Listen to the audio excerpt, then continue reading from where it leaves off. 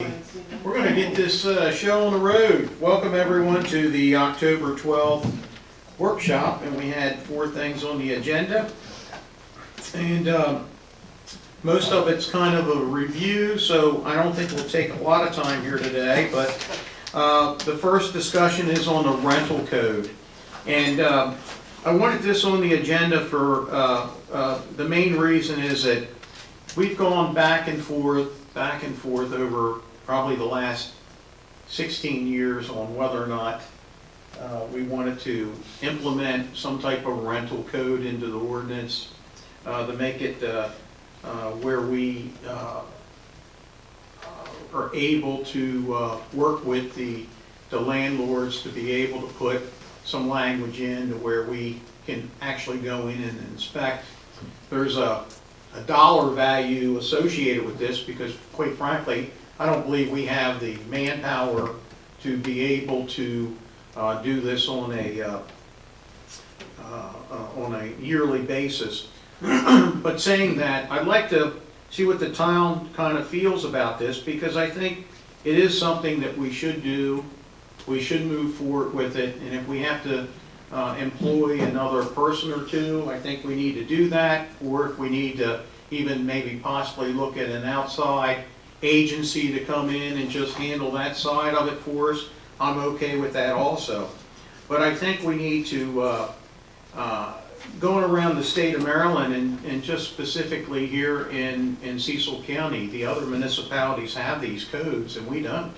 And you know, we're the largest municipality, and we just don't inspect our rental properties. I think we have a lot of great landlords, and we got one sitting in the room with us, but we also have some landlords that probably don't take care of their properties like they should.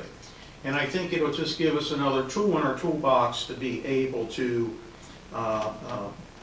do something here. So I guess what I'm asking from the board, first and foremost, do you think if we start to move forward with this, do we have enough support on this board to move forward with bringing some more information to the table to move forward with this? Or do you think it's, in the past, I think it kind of died at the vine once it got to us?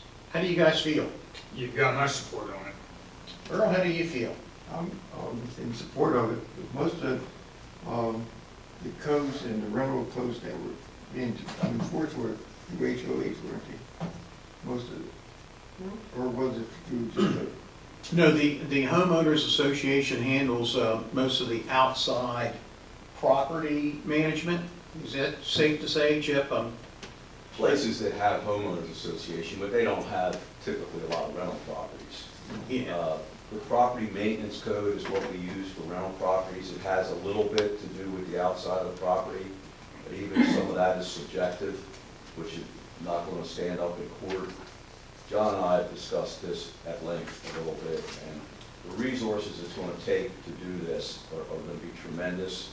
Just to touch on one area, my code enforcement guy doesn't get out of his truck in Hollingsworth Manor anymore. Yeah. So you're going to go into apartments down there, you're going to need a police officer for every inspection. And not only there, other places. So I think that's pretty much going to, be knock this out of the box. We're thinking that the other thing you have on here, the nuisance ordinance, is something we've used a couple of times with success, and I think we could address the properties that are creating a a bad experience for the neighbors. And because 70–80% of the rental properties, it's not going to be anything wrong with them. It's going to be a small percentage, but you can't say, well, we're not going to inspect Katie Baton's properties, we're not going to inspect Mark Desavato's properties. You have to inspect everybody's property if you do it, and it's going to be a vast amount of time and money to do this. Where I think, if we concentrate on the nuisance side of it, we can address the properties that are creating, havoc for some of the neighborhoods, which we've been successful doing at this point. That's a good point. So, If I could add to that just a little bit. yep. Chief. I was just going to add that from our perspective at the police department, that process has been pretty successful, but it is a very long process. And in the meantime, like, we're doing everything that we can, at the police department side of it, but in the meantime, I mean, I know that at least Commissioner Mastriano has gotten a couple of complaints from some neighbors, and they feel like we're not addressing it, and so from their perspective, it's very labor intensive for us to really focus on that, and I'm a little worried in this environment, if we start targeting a property because neighbors are complaining about it, like, that doesn't go too well for law enforcement right now. So this is kind of an, I don't know exactly what a rental ordinance would look like or what you'd be looking for specifically, but I also, like, I know how it worked at 195 Riddle Road, but I'm not sure how it's gonna work in Buttonwoods if we do this, like, because I know we boarded up the house once we got the injunction up there, but I don't know what that would look like in a townhouse development. And then what impact is that gonna then have on the neighbors, because I've been in the house they're talking about. We've done several search warrants, we actually just did another search warrant there last week, but I went when they did a search warrant, shortly after I became chief, and I'm like, Chief, you need to come look at this one. And I was out there, and it was very. Where are you at? Where are you referring to? Buttonwoods, 300 block of Buttonwoods. So, to board that up with what's going on in there, I think we might be creating more problems. So I'm not sure what that looks like. I just don't know. You don't want to trap what's in there.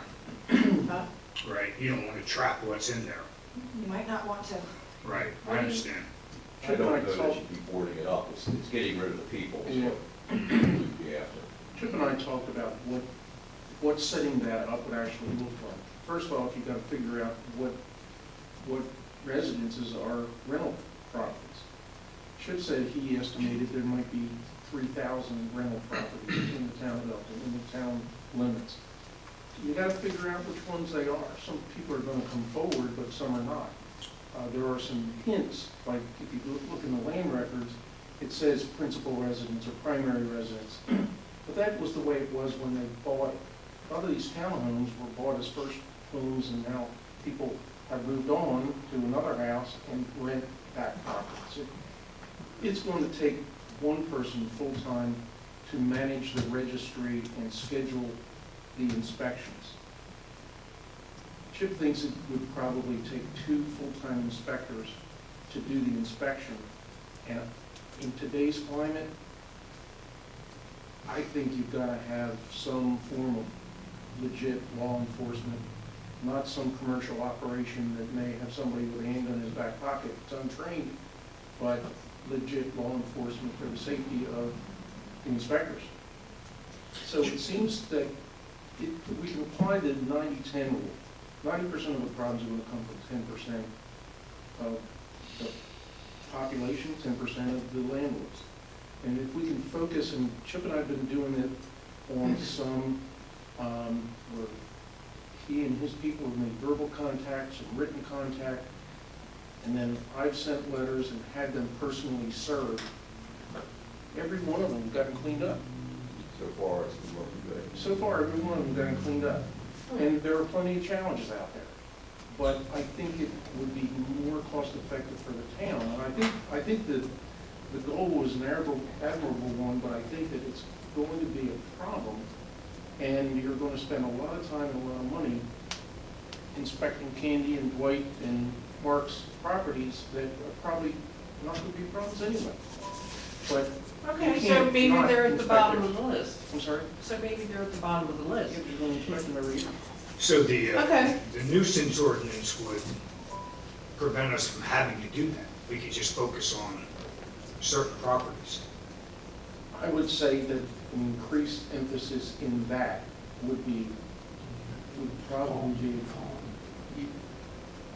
I think that you could accomplish the same thing with a lot less effort. And I'm willing to take that next step and coordinate with the courts to start taking the things that, I know that there's been some efforts to get the state's attorney to take these matters, but they're not criminal.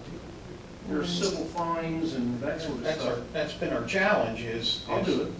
So here was the other comment I have is that, you know, I guess we're maybe on similar pages But I would say, what I was thinking, you know, my son went to University of Maryland. I know it's a different scenario, this goes back 10 years ago. We got this brochure, and it was from the school, and then we got one from the landlord and said, hey, we're gonna be in here twice a year during the school year to inspect, we're gonna call and have the inspection. And they did that for the reason of, to make sure there wasn't 17 kids staying in a 4-bedroom apartment, you know, life and safety issues.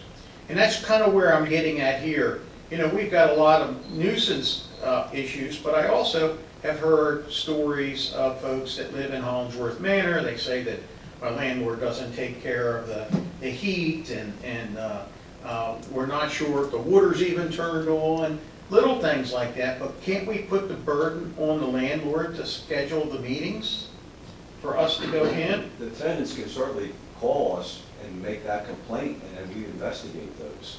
But it's very few of them calls, and I was telling John, a lot of the calls don't come in until we're getting ready to be evicted. Then they call and complain about something. Yeah, so could we, let me ask this, I guess, a more direct question. I know it's gonna be very expensive to put together a program. Could you maybe give me an idea of how many people that would be involved? 3, 4, 5? I think 3, at least to start. Yes. Okay. Administration person and 2 inspectors. There's Okay. 2 police officers. And 2 police officers. So probably as many And as then 5 people? and then I have to ask, are we even allowed to go in? But how are the police We have going to search be warrants and things included like in that that we taking have to part get to of go in. that? I'm not sure that we would be even allowed to go into I these think properties. I think that's a legit issue, depends on how you structure it, but Well, like Section 8, for example, they inspect the houses once a year. I'd like to know what, maybe with their program, do they have the hiccups? I don't know, I don't know. No, the thing is, they have a hammer. If there's problems, they withhold the payment. We don't have that. Okay, You know, that's how they do it. If they go in and the heater's not working, the water's leaking, the sink doesn't work, mhm. their payment stops until they get it fixed and call for an inspection. Gotcha. Well, listen, these are, I'm glad we brought this up, because this is what we wanted to kind of bounce around. So you gave me a number, it'd probably be 3 to 5 people, and we don't even know, like you said, if the police officers even go in. They might have to stay outside, because if they start viewing things that may be illegal, is that? I don't think that's the police officer's task anyhow. And when you talk about numbers, I would think you would think of numbers in terms of what's going to be on your enforcement for houses. The police is an add-on in case you need them. Their task is to police the area, not housing. Oh, but if an inspector gets injured in one of these properties, it's a big liability for the town. Yeah, but what is a police officer, if he's included in a number, going to do any different than if maybe you add one more enforcement person? Do you follow which way I'm going? No, I mean, the police officer is going to be there for the safety of the inspector, which is needed in many places. You know, and you don't know which one's going to be the problem until it happens, and then it's too late. So, I think that's. I'm just saying, I don't see that, and unless it's something volatile you think it's gonna happen, then maybe you're gonna ask the police officer, but for him to be included in your plan or from the outset, I don't see that. Have we had any hiccups with our code enforcement? No, but like I said, Jeff does not get out of his truck in the manor anymore, okay? When we get calls to go into a place, it's usually from a tenant, and I'll either send 2 of them, or, the tenant has called about something, and we'll go in and look, but, you're talking a minute number of places that we go into. Mhm. This inspection program would be thousands. Okay, I got the number of people I needed. Is there any more direct, what do you think, I think Gene? you should move forward in the best way you deem necessary, and not worry about the what-ifs, and that we gotta just move forward. Every time we do this, we stall ourselves. Every time. I think that if we don't move forward with some type of plan, then it's gonna be 4,000 Yep. units next time, maybe 5,000 units, and then we're gonna be so far. Well, And once again, I don't know if it's important to have a rental code or not. I really don't know. oh my, But my belief is that it is. I did you? So how about if I take that, I'll take that responsibility and I'll They I'll all work with need the the team. tools to work with, and we Yeah. need to give it to them. Well, And yeah. whatever it takes, let's mean, give it My to them. department is, we're full right now. We don't Yeah. have time to do that. You're looking at hiring all new people. I don't know where you're gonna put them. There's no room in the building. But see, you know, as I listen to this, I know we got all opinions, we keep talking about what we can do, you gotta do it some kind of way, there has to be a plan, there has to be something. Well, there is. to put it. I believe it's just, you're gonna spend so much time and resources to do that, to go into a high percentage of apartments where there's no problem. I mean, I guarantee you that. But you can't do it and not go into all the apartments. You have to, that's discrimination. If we say, well, we don't have to inspect theirs, you can't do that. You have to Right. go into Well, all we're of on them. board with you over. I think on we're that issue. 100% on board. Absolutely. Yeah, we're just But really, we're not gonna use it as an excuse not to start it. but we really want to Just gotta concentrate on the understand what problem it's gonna areas. cost. Yeah, That's the well, thing. that's what he's gonna find out, But, right? the chief's concerns and questions need to be answered. Sure. Well, and I have some questions too. So the properties that are really issues, you can kind of tell from the outside. There's issues outside. Do we just need better enforcement and better rules and laws about the exterior before maybe even start a rental program like this? And maybe that'll help alleviate some of it? I don't know, just a thought in my head because, We don't know. usually if they're nice on the outside or inside, they're gonna be nice on the outside too. Well, listen, here's what I'll do, is I'm gonna review a little closer the city of Newark's code.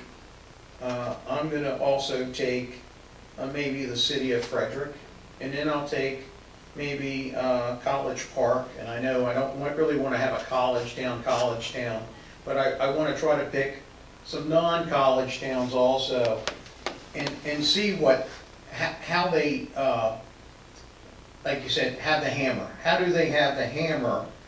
We may be missing something on how we have that hammer, and I do agree with you.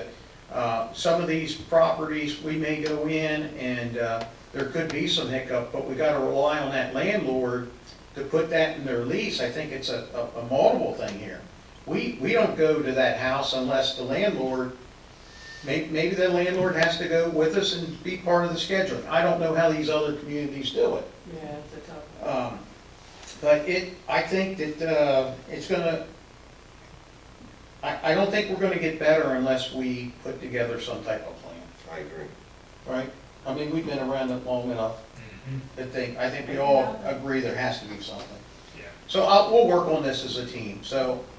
Well, first of all, before we close this out, Mhm. when you talk about the law enforcement being involved in doing the inspections with the inspectors, I think, number one, maybe we may look at maybe putting body cameras on inspectors instead of having to worry about going down the route of getting law enforcement.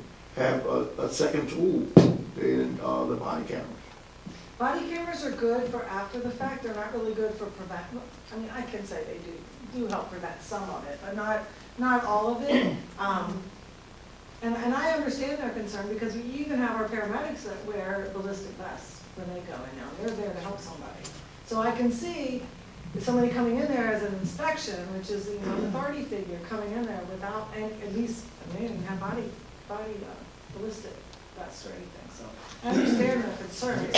I just don't know what our limitations would be. Now, I know in Massachusetts, I think I was talking to former Chief Downey, and he had said when he was in Massachusetts, they actually had a police officer who did their code enforcement. I was gonna ask you, what about a retired officer? Or Do we have one someone coming up? like that? Are they, He's not police liaison, civil police liaison. are they still able to, do that duty Do what duty? of protecting, an They- inspection? I mean, they no longer have enforcement powers or powers of Well, they don't arrest or have to anything. enforce anything other than safety, right? I don't I mean, know. they're a civilian too, so the same sort of things. They just have the training. Okay. So you can't like Just a little more deputize training. them or something? Well, you know, it's, When I read our town ordinance, because I read through a lot of these, I'm really confused about the enforcement part of it and the violations, and is it civil, and is it, who does it, who does what? Because I've even looked at that. I think that's a really good, probably first step in doing any of this, is looking at some of that. And if we could figure out a way to like start enforcing, even, like I said, if you start with the outside, you're not really going in, and you can ride by and see some of these violations maybe. Code enforcement, I don't know anything about it. I mean, it's Well- just bailiwick. I'm just, We're all learning. yeah, I'm right with you, trying to figure it out. So that's why I did read through all of them. We and, definitely need to educate ourselves on this and move forward. well, we'll pull a few of the codes from other municipalities, and then we'll all read them. What Yeah. about Middletown as well? I know Middletown has one also, yes.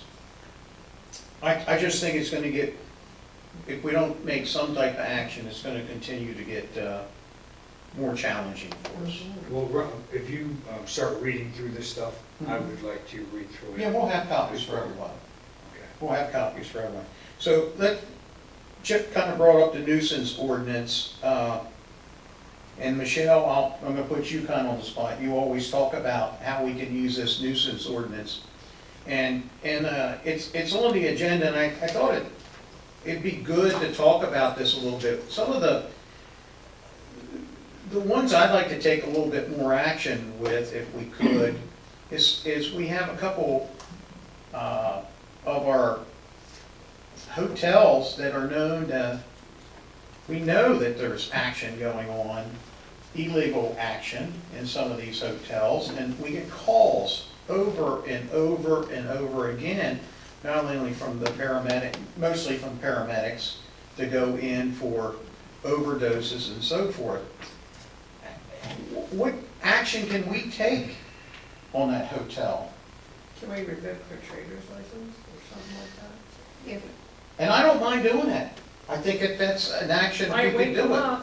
They have no license through the town. Really? So it's the county. If they have anything, it's a business license through the county is all they have. All of them? And now under your code, chapter 920 is the property nuisance abatement, Yeah.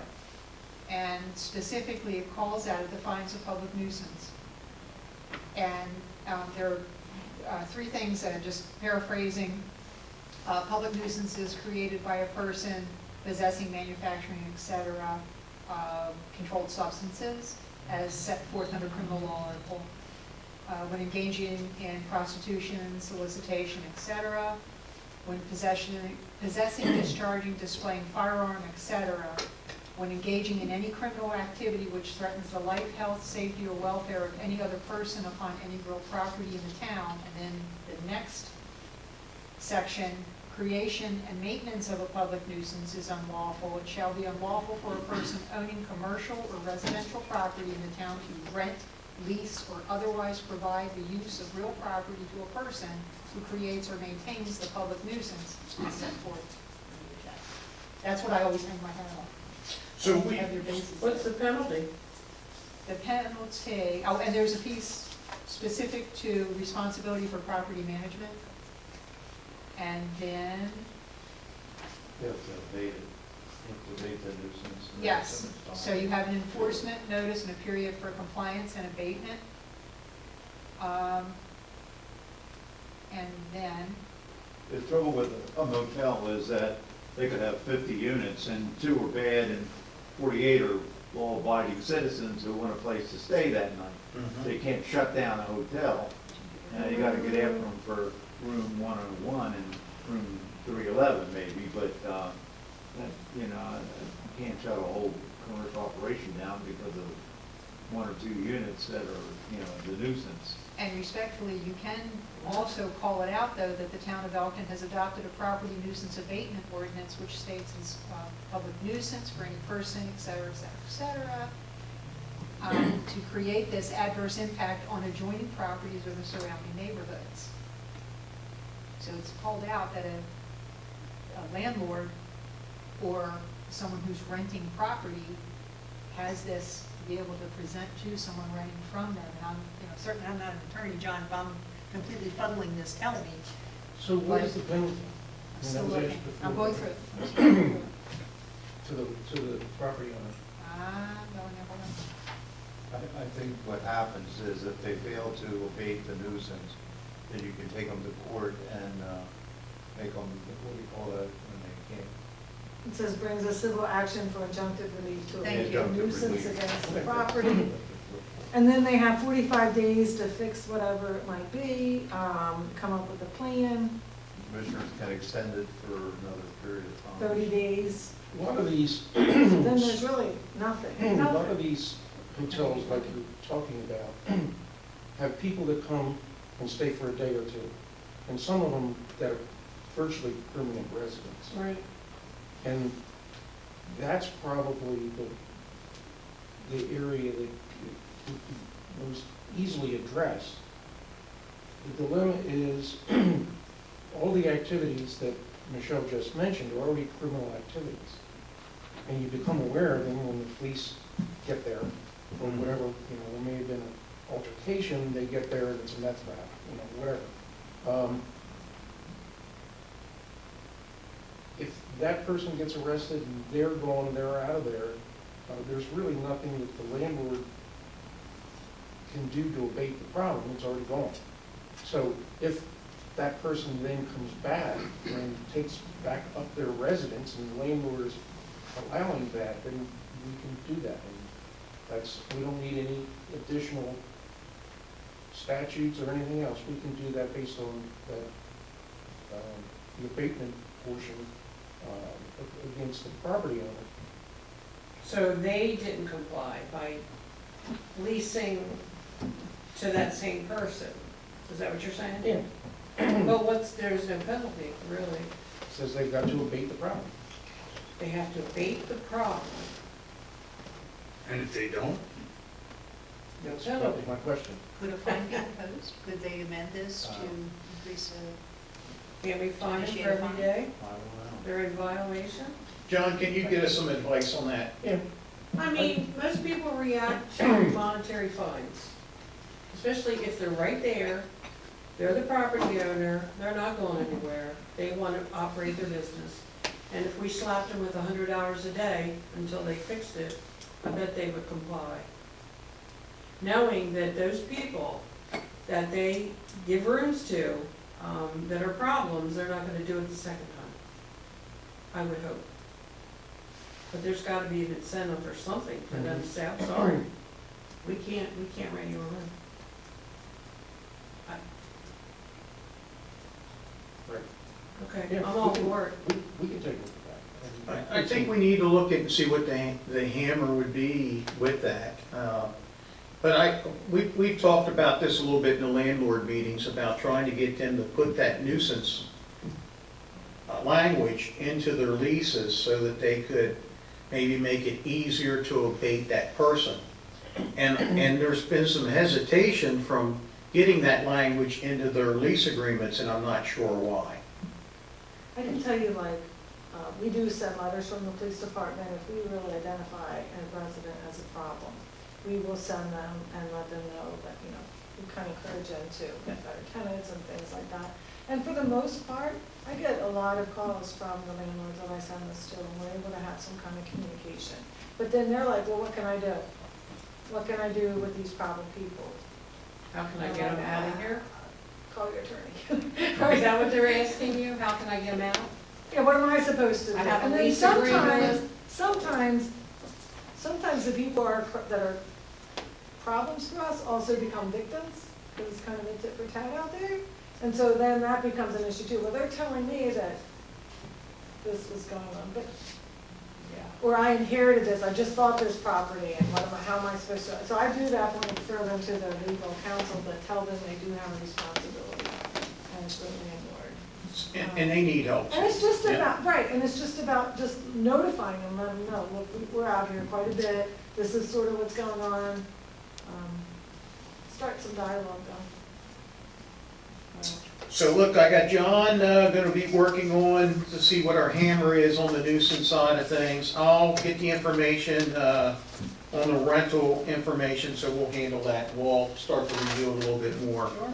I know it's gonna be very expensive if we move forward with putting together a whole division to handle the rental side of things, but when you look at it, it's 50% of our town business from right, it's 50% of the houses, or could be as many as rentals. We need to treat it as something. But let's, I think we'll take about a month to get this information together, and then we'll address it again. But let's keep it on the workshop agendas. John, can you give us an update on the Holly Hall property? I can. I can give it to you fairly briefly. You may remember that I mentioned that as part of a 501c3 corporation, before you get that determination from the IRS, you've got to have in the Articles of Incorporation a paragraph that says that if, in the event this corporation goes out of business, any of their assets have to be turned over to another 501c3 corporation that has a similar purpose. Well, when ACE went defunct, the Associated Cecil Endeavors, they never did that. No. And I thought that they did, I thought that they must have, but they didn't. And I had a title search to the extent that we could find that sort of stuff, and it just didn't get done. What we did find is that Gene found, and I can speak to this, but found that several, at least 100,000, if not more, was turned over from ACE to the Elk River Foundation. Is that the foundation? Historic Uplanding Foundation. Okay. And I think that perhaps we could make the argument that there was an intention for them to give the easement as well. It would be through a court proceeding. I thought originally if they had done it properly, winding up, we could just go to the successor corporation and get them to agree. But there's nobody out there to agree. But there is provision that says that basically the covenants of ACE are enforceable by not only the members, but their heirs and assigns. So we found a few heirs out there whose parents or grandparents or whatever were members of ACE. And I think I can construct an argument in court to get us in there to get permission, at the end of the day, to subdivide that property off. Let Cordish have the back piece, and whomever would get the front piece. It's probably not going to be terribly easy, but I think at the end of the day it'll be successful, because who's going to object? If they object because they're interested in historical value, then why would they object and let this place fall to the ground? So I think that we could probably accommodate and get to the point where we want to be able to do that. Perfect. I have the young lady that has done the title searches for all the recent properties that the town has acquired. I engaged her services to do a title search that would support the pleadings that I would have to file in court to get that determination. It would probably be to quiet title and for declaratory judgment in court as to the rights and such of the town and whomever. How long would that take? 6 months, Really? maybe less, but maybe more. John, do you think we need to get this under contract?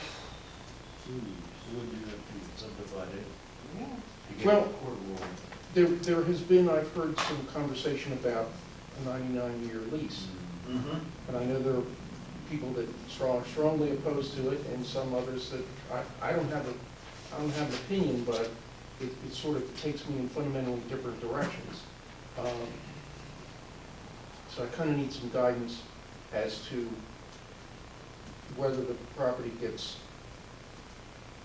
acquired. So just to bring the town board up to date with that, I guess just kind of for the last many years, we've been worried about, of course, the Holly Hall property, the decay of the Holly Hall property. There's been many emails going back and forth with the Cordish Property Management Group about the Holly Hall mansion. And it's, I can tell you, 7 years ago, Holly Hall was chosen for the 6 for 6 program, and we thought that the Cordish Group would jump on that and make the improvements to that property. Every time we get the ball moving, it just kind of stops.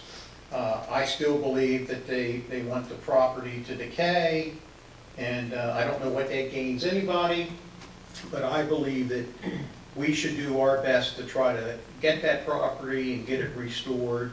It's millions of dollars, no doubt about it, to get that property restored, but we got to work on private money as well as grants that we would get through the state. So recently, the Cordish Group has agreed to sell the town the Holly Hall property for X amount of dollars. It would be based upon subdividing it out.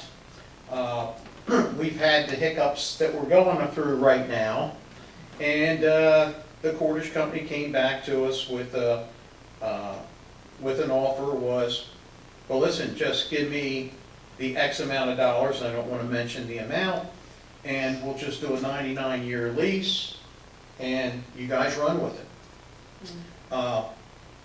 The town would never own it at that point. We would just be a leasee, I guess, is that right, leasee or lessor?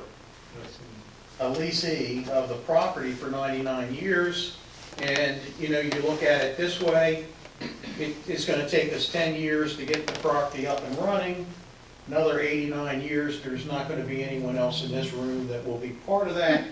But is that being the good stewards that we are to make sure, you know, we just don't know what's going to play out there.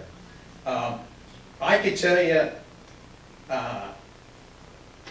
I think that we should do our best to try to move forward and own the property, but I also, quite frankly, I know staff has a little more issue than I do with it.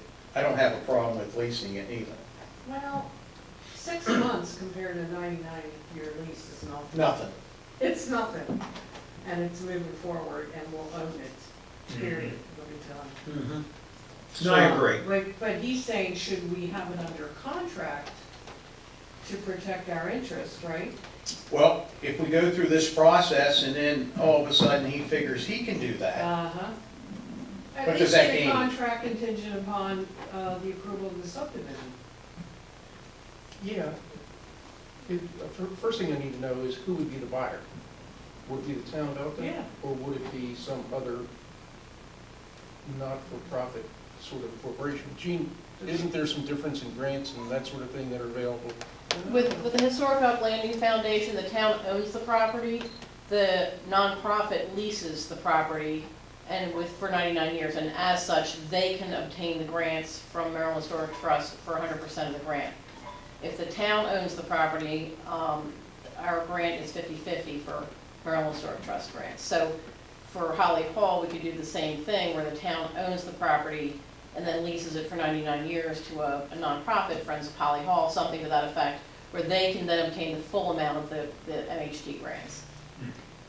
So we need to iron that out. I mean, the answer is, once we've ironed those issues out, then certainly we would probably want to get it under yeah, contract. I think the town would own it, and then we would build a committee, just like we did at Elkton. We would own it. Yeah, That's the game plan. yeah. Well, we're already moving forward. I mean, I It can't, sounds like you've done a lot of work on it. you know, unfortunately. And It's painful because it didn't take me where I thought it was going to take me. Well, you have to do it. well, just keep in mind the town of Elkton will own it. And then we will 99-year lease it back to the, like you said, the Friends of Holly Hall, or I'm trying to think of the name of the family that had the Holly Hall, the original General, not General. Cresswell? Is it Cresswell, maybe? He's a member of the Hollingsworth family, I believe. Not 100% sure, but Gene's looking it up right now as we speak. I used to remember that. James Sewell. Sewell, it was Sewell, Sewell. that was it, Sewell. It was Sewell, yeah. Sewell family. It was originally surrounded by 225 acres. 225 acres, that encompassed most of all of Elkton, really. I mean, you know, the intent of the deed restriction was to protect the historic integrity of the house. The intent of the subdivision is the same thing. Is to preserve the integrity of the house at It's 100%. Historic And I house. think we can get it done. Okay. It's, you know, we're gonna have some legal challenges not related to the historical significance, but related to notice. Who's entitled to notice? How do we do that? Yeah, That kind of stuff. We'll make that happen. good. I'm excited about that property.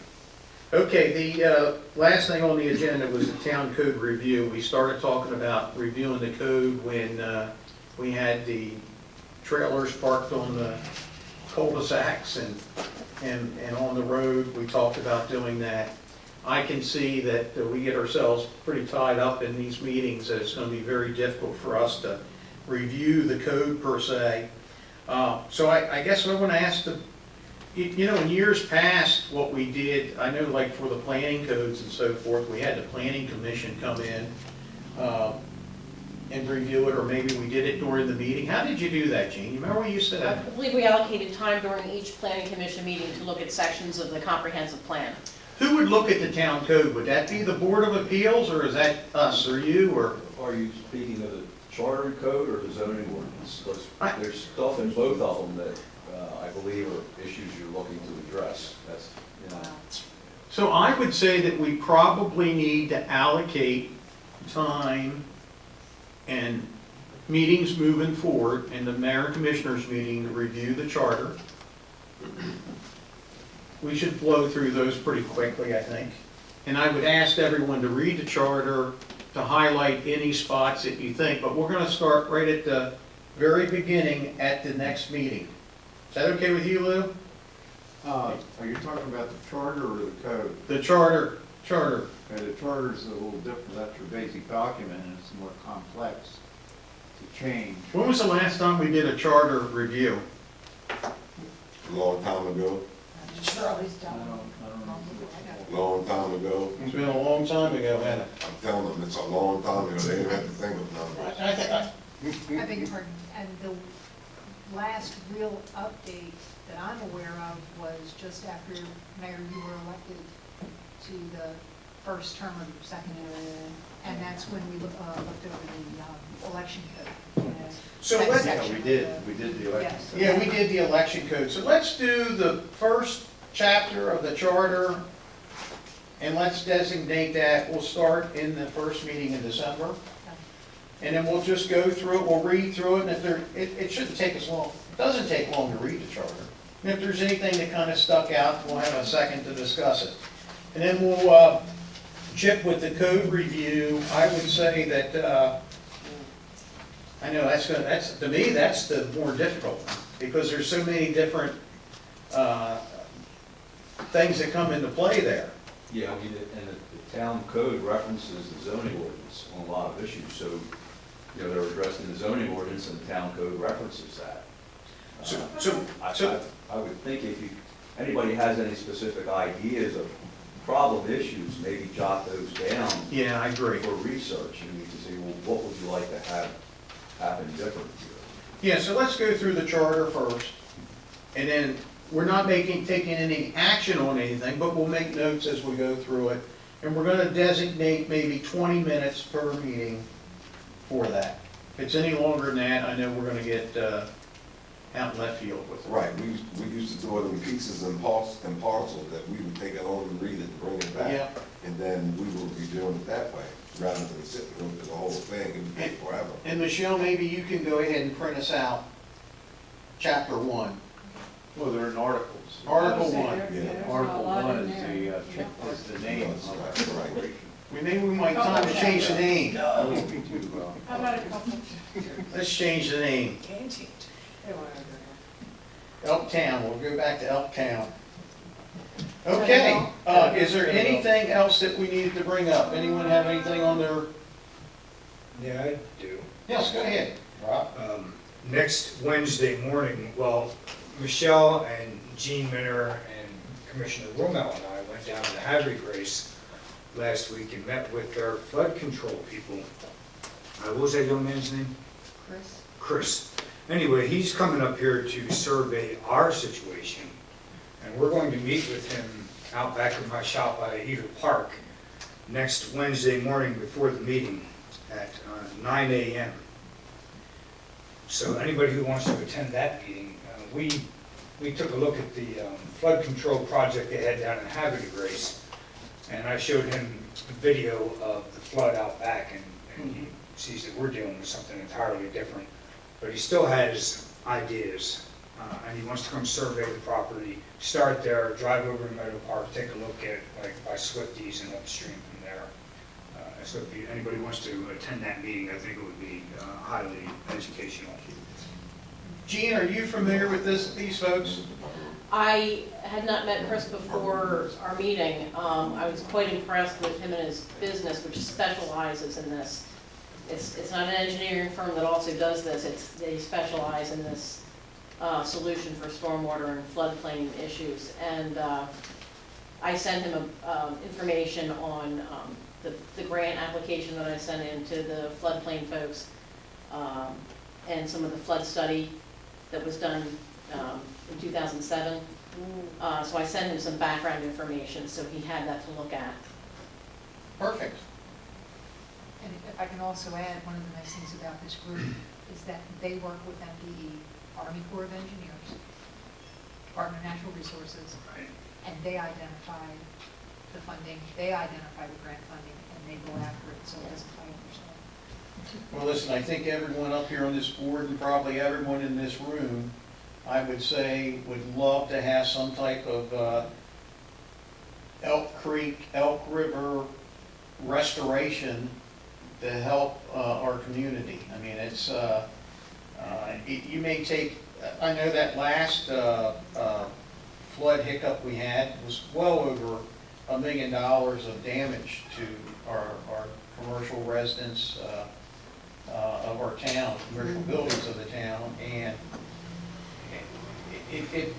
sometimes they don't seem like, when I say they, I remember when we did the study in 1998, it was like, well, it just isn't economically feasible to spend $15 million in downtown Elkton to fix the left bank and the right bank, and I can tell you, now it's probably $30 million is what it would cost, and I think that now's the time to do it, and if there's some type of solution for us to do it, I think we need to do these. I think we need to do it.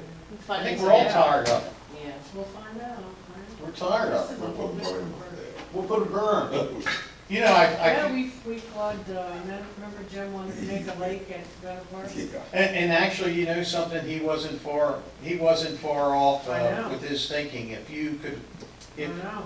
maybe the solution is keeping water in there all the time. He said make it waterfront property. Yeah, but the first time that lake fills up, the second flood that comes along, it's gonna be like, No, you have what they were talking about was build a lock.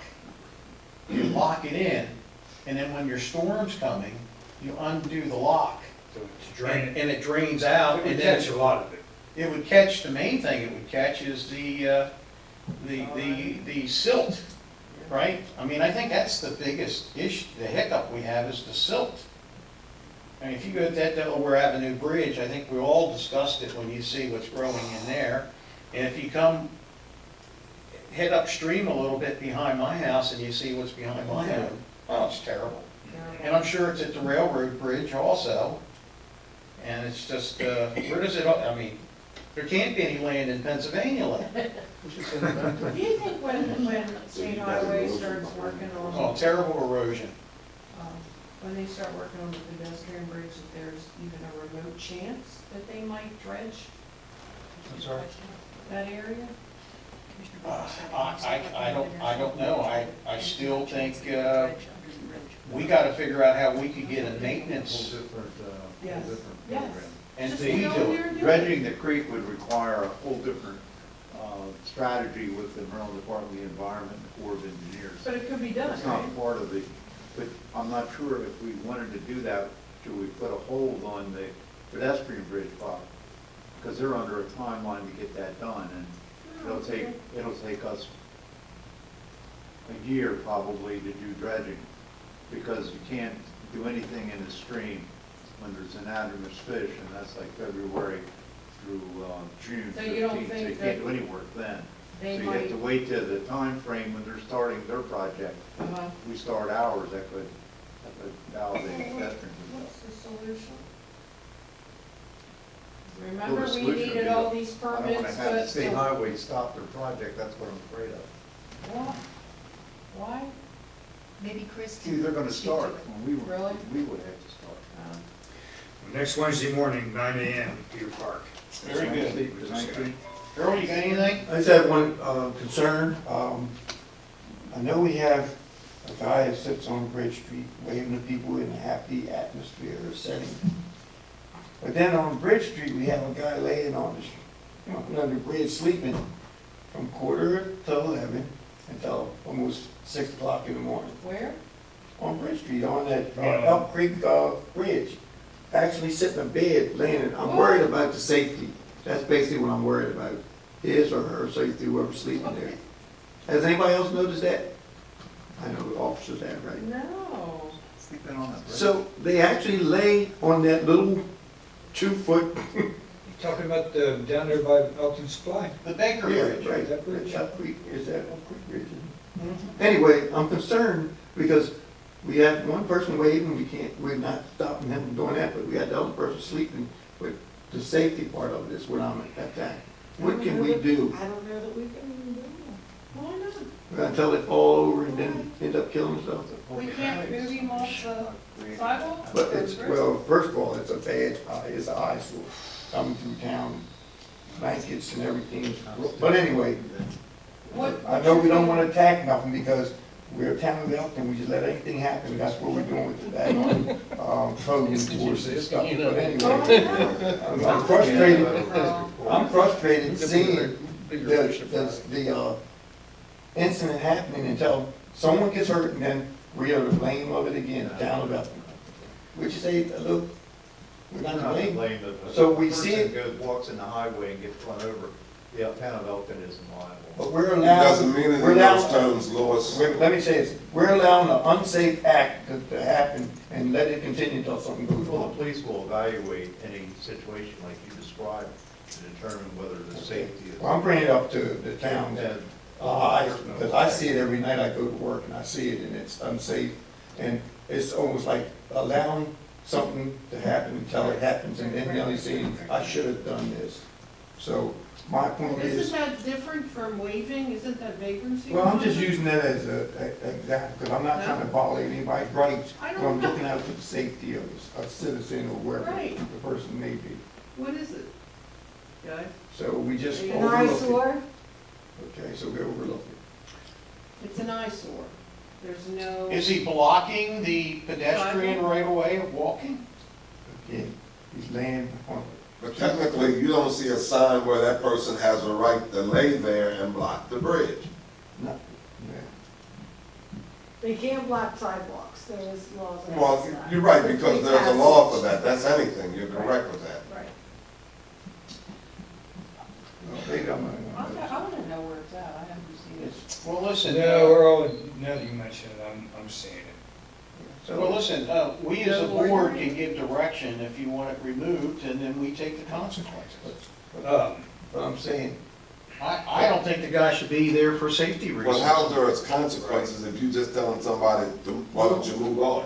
because we have, I'll be waiting, telling him that it's okay, but give allowing somebody. But you're looking at two different things there. One, I agree with you, is a safety issue, there's none with Hoppy, he's just waving to people. If this guy would stand up and wave, we'd be all right. Oh my God. Well, listen, while we're on that, speaking of safety on the bridges, the North Street Bridge, often people are riding their bicycles along the the northbound side up against that wall. And they're just sucked up on that wall and people are going by them. They also ride on the southbound side in the street with traffic coming up from behind them. Why they don't ride on the sidewalk, I don't know. You're not allowed to. But, well, then they should be walking their bike on that. But riding up that right-hand side, that northbound lane against that wall is extremely dangerous. Correct. And I've often wanted to bring that up. Is there anything that we might be able to do about that? Are they seriously not allowed on the sidewalk? Our town ordinance says no skateboards or bicycles on sidewalks. Oh, my God. Well, they should Now, be I'm sure using the these sidewalk people don't across the know that. bridge. You know, our town ordinance But they're says, just being I hate to cut you off, says a whole lot. There are some things we're doing, and there are some things we're not doing. And sometimes you gotta go out of character sometimes and try to make some things happen that's gonna protect somebody. Yeah, I Like don't tell see, somebody to move along. I don't see You anybody see get somebody killed, I there, don't you're see not anybody thinking about kill what someone. the town ordinance says. That's my opinion. Well, I think you're spot on, Charles. I didn't want to get into the bicycles today because I know we don't have a lot of people but if we can bring on these 5 new people that's gonna handle the rental, they're gonna be on those bicycles, because they gotta be. It's terrible. Well, we're There's supposed more, to- quite frankly, these bicycles are, everyone in the town, I've never seen people own so many bicycles. I see guys riding bicycles and pulling 2 other bicycles. We need to, I think we even have where they're supposed to be registered, but I know that's our fault.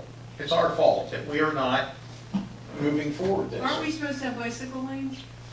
We have a bicycle plan, and for most, and correct me if I'm wrong, Chief, but for roads that are, I believe, 25, 35 miles per hour, the bicycle is allowed to be in the drive lane. It is a vehicle. Because we don't have designated bicycle lanes, a lot of times the roads aren't wide enough, but they are allowed, they are a vehicle. You're supposed to obey all the vehicle laws and be in the same direction, not on the sidewalk, as traffic. Supposed to have a light and a horn and. Yeah.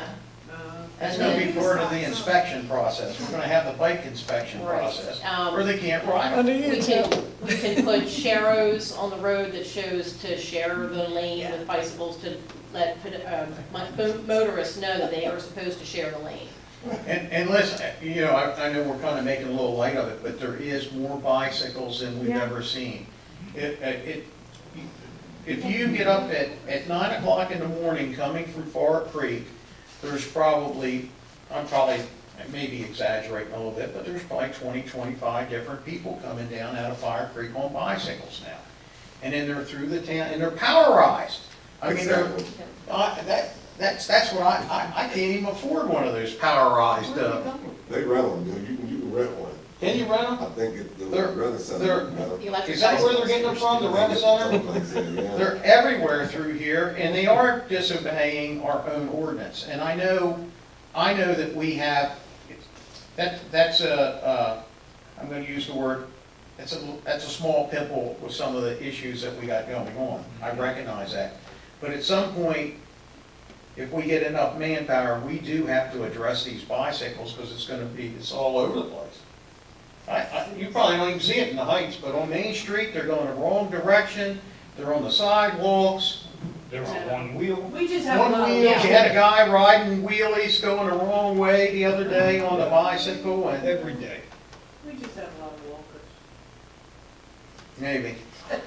All right, well, listen, I'm sorry we got rambling on there. Yeah. Charles, you have anything you want to bring up? There's a trailer that sits on property 221 Booth Street. Michelle, please note that, I want Chip to note that. And there's one on 150 Friendship Road. Would you look into those, please? Yeah, trailer, like Earl had, and I just asked him, does he need a license tag, and he said, yes, those do not have them. So Are they on the roadway? No, no, on property. Gene, you have anything today? No. The only thing I wanted to ask, I think it was at the last meeting, Commissioner Massiano, you brought up the speed at North Street, coming around that bend from the Past the school. middle school, Yeah, did we do anything with that? it's horrible. They're coming past that school 40 or more.